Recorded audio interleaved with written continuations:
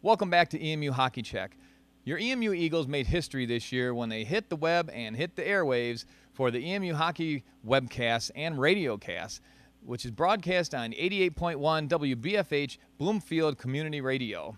Now, we want to put a face with the voice of our webcast team, and that is Devin Keast and Kyle Horner.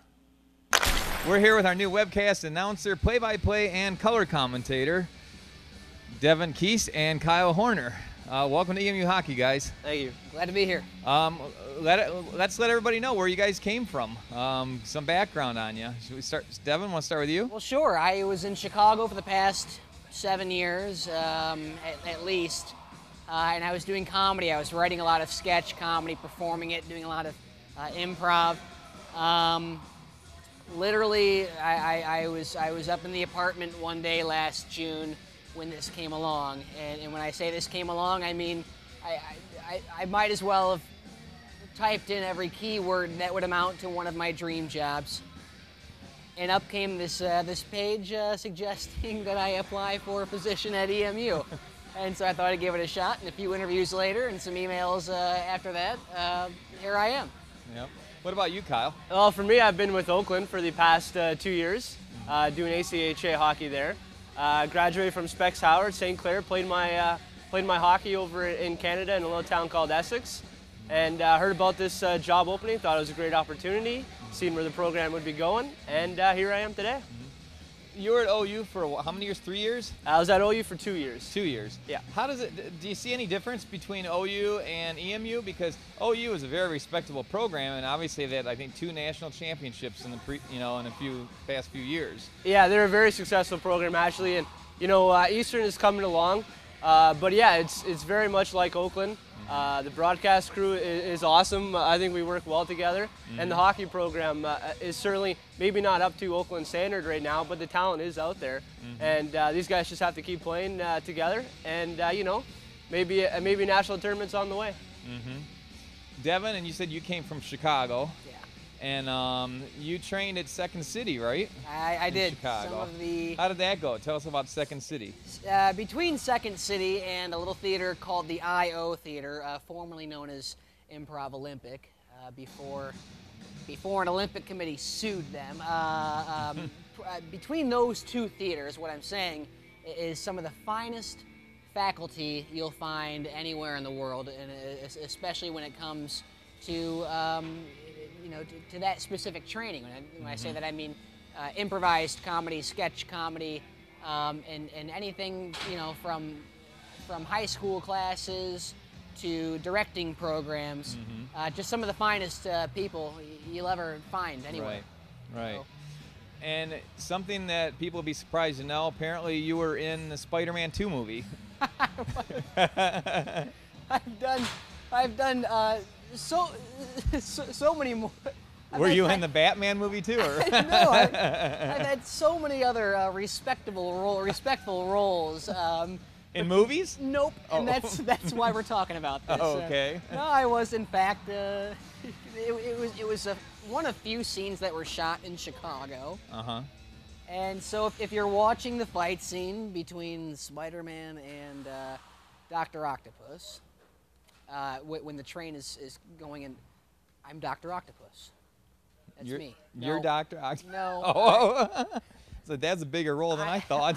I'm the kid that almost gets hit by the train. So how much screen time did you actually get? If they got it down correctly, 1/16 of a second. So a few frames. But if you're prepared, about a few frames. But if you're prepared, you can actually see me. So you have to go into slow-mo mode on your DVD player. Which is available these days. So, Yeah. So I think I almost got a credit. Yep. So Kyle, how's you guys were, let's see, 3 games. Tonight's your 4th game here at Adrian when we're doing this interview. How's things going in the booth up here for you? I think the broadcast crew is really coming along. I think we flow well together. And, it's exciting to see what's going on out there on the ice. And hopefully tonight, they finally get the win and we can broadcast our first victory together. That'd be nice. Any surprises so far? I just think how Schweiger has scored basically all the goals throughout these last couple weekends. Yeah. That's something pretty outstanding for him. And, how the rest of the crew hasn't been able to score goals is kind of concerning. And also the goaltending of Shart. He's been pretty good, and maybe one of the top goaltenders that we might see this year. Mm-hmm. So where do you see, I'll ask both of you this question. Kyle, you can go first. Where do you see this broadcast going, you know, in future years or whatever? I think this is a great start to the broadcast crew. I mean, we got radio now on Saturday nights like tonight. I mean, you know, really, it's, you know, we can go anywhere we want it to go. You know, it's just exciting to see where it's going to go. It's just a start now. And, you know, hopefully we can take it to other heights. I agree. I'm afraid a lot of it falls on the shoulders of me and Kyle, and on behalf of both of us, I apologize for that. But we care a great deal about this, and I think we're doing a great job, especially as a team. But surrounding that, we've got an entire organization and a great crew of people behind the scenes that give just as much of a darn as we do, if not more. And I think that can only make this program and broadcasting these games go further. Right. I think equally we're pretty excited about that. Yeah.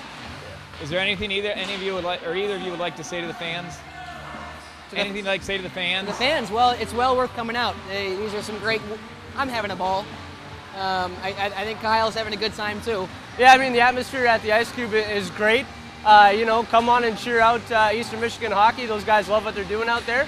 And if you can't, tune us on at emuhockey.org. You are going to come to a game. Make noise. Yeah, and make a lot of noise. Bring a cardigan. Yeah, yeah. All right, guys. Sweater. Good luck with the rest of the season. Thanks very much. I'm sure we'll meet again here on EMU Hockey Check. Looking forward to it. Thank you. Thanks to Devin and Kyle for sitting down with us. And you can catch the webcast every game and the radio cast on Saturdays on 88.1 WBFH. And the webcast, you can hook up with that by going to our website, emuhockey.org. Now, when we come back, it's time to look at our Friday night game against the Michigan State University Division II club team.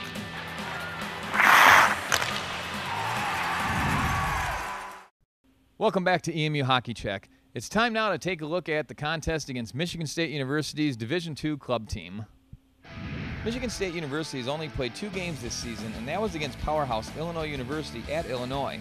They were only able to post 1 goal and were shut out 8-0 in their second game.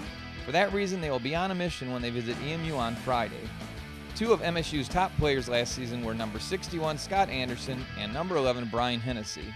Anderson played 31 games last season and scored 26 goals with 25 assists for a total of 51 points. He also had 9 power play goals. He is the most dangerous player on the team and will need to be covered closely to keep him off the scoreboard.